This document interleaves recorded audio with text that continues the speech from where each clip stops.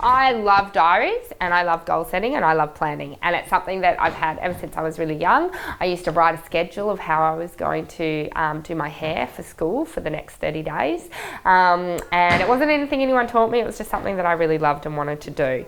So I actually make my own diary, which is really exciting. So this is the diary that I should say I do it, that Kate produces for me, and we sell it all over the world. And I just wanted to show you, so these are my I've only got a little bit to do. These are my monthly goals, and you can see there's all different colours, and all the different colours indicate all the different sections of my life. So I actually have 21 sections of things that are in my head, of things that I have to do. There's 7 personal things, there's 7 things in one business, and there's 7 things in another business. 7, 14, 21, yeah. So it can be hard to keep track of, but I'm very good at going, okay, well, which silo am I operating in right now? And so right now I'm in personal silo, which is the 7 things that are personally important to me. And in that personal silo, I have the writing stream. So I have goals and plans and things I have to do every day and every week and every month and every year in order to get my writing goals. So they're in the diary. And then they also come and sit here in my whiteboard, so when I come in and get ready for the day's riding, I can just have a quick glance. So we've got the horse's work schedule, which says what days they're going to have off, when I'm riding them, when I'm hacking them. So DT is dressage training, hack, you can see Felix gets some lunges. Sometimes on the Thursday the horses get lunged as well, but this week we had the farrier, so we're not doing anything on the Thursday. Then I've got my May goals, so Ollie has to be ridden in the outdoor.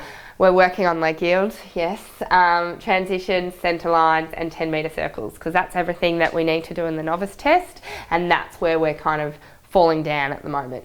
Then Gretchen, she's got to get her canter walk canters better. I've said it's zapped, not progressive. She really likes to sneak in one trot step, which isn't good enough. Her canter half pass has to get stronger, because while she's competing novice, I'm training medium. She's got to be a good medium horse while she kind of competes novice. So that's where we're going with the canter half pass, and she's still got to go. She is getting a lot better, much more through. She's probably just disengaging in the canter walk canters. Then Milo, clean changes, flying changes left and right. We've got one to the left, but we're not there for the right, so hopefully we get that by the end of May. Canter half pass as well. He can canter half pass one way, the other way he just walks. He finds that really hard. The canter, and this is all a problem because his canter needs to get stronger and more through. And I want those tempo changes better. I just want to lightly half halt and he'll come back to me, and lightly put my leg on and go without a resistance in the head, without disengaging his back. And I really want to work on his piaffe, because his piaffe helps me with all of that. And if he can piaffe and be strong in his back, because he just curls and makes his back so nice and strong, then obviously that's going to be good for him, because he's got to build muscle. And Felix, he's just getting used to life. He's got to go forward and start connecting from the back to the front, and we're just going to ride him 3-4 times a week. So my second quarter goals is, so I divide my year into quarters, and so my second quarter goal is Ollie has to be ready for prelim and training all the novice stuff. Gretch has to be ready for elementary but got clean flying changes. Milo needs to be ready for medium, maybe I'll play with the double, and I want that canter and everything about him strong. Felix has to get strong and be ready for prelim, and Rob and Fred are my 2 new guys. They're not 3 yet, so we're just going to bring them into the stables and start getting them used to life. Then on the 30th, by the third quarter, by the 30th of September, Ollie will have won a prelim and be ready to compete novice. Gretchen will have won a novice and an elementary and be ready for medium. Milo is going to win a medium. Come on, Milo. Felix is going to be ready for prelim and doing some novice work, and Rob and Fred are going to get broken in.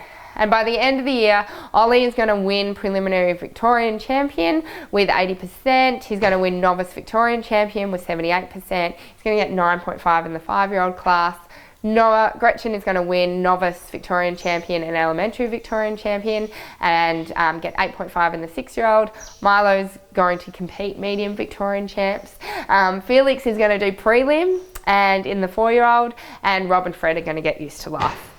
So that's just the big picture of where I'm going with the horses. So when I go in here, and I don't know if you've ever gone, what should I do in my riding today? That you go, oh shoot, okay, plenty to work on. And I know why I'm working on it, because by here I'm competing, so I better bloody have those centre lines and those 10-metre circles, and by here I'm meant to be winning stuff, so I better be doing some work. This just has the comps coming up. Unfortunately, Australia is a little bit slow, and they release the dressage calendar in the financial year, so I have no idea when the competitions are coming up from July onwards. So we're just going to wait for that. And then I've got notes to myself. So I've just written basics, no tricks, make it perfect. Exact, precision, better, better, better. Would Charlotte be happy with that? So Charlotte is my standard. Would Charlotte, if Allegro offered her that, would she accept that? Would she be happy? And if the answer is no, then I have to do it better and I have to get it better. This is just for me. So if I go, oh, the horse is really bad in the bridle. Oh, well, we had the dentist on September the 1st. We probably should get him out again. Our dentist comes out 6 monthly, and I'm pretty sure that hasn't been updated because he came a couple of weeks ago. But it's just, or if I go, oh, my horse was feeling a bit funny. When was his last massage? Or maybe he's feeling really low on energy. Maybe he needs a blood test. So that just keeps me up there. And then this is notes if Georgia needs to tell me anything, which he doesn't, which is good, and to-dos, and I've got nothing to do. So that's good. So I trust that helps. I trust that gives you an insight into why I find it quite easy to train and why I always know what I'm doing when I get on the horse, because I'm very, very clear on what needs to be achieved in my riding for the year. So trust that helps. Any questions, let us know. You guys have a super day, and I'll speak to you soon. Bye.